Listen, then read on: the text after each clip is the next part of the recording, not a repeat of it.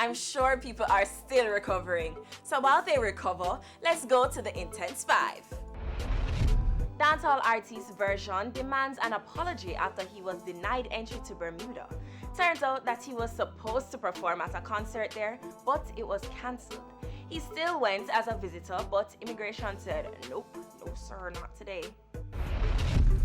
Curvy Diva defends her underwear removal. She says it was in the name of fun and it was planned. She had on a backup.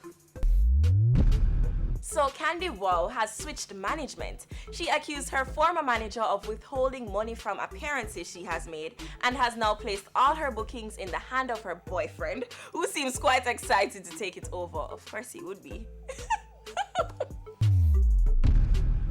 Elaine Thompson gets gold at the Pan Am Games in the 100 meter.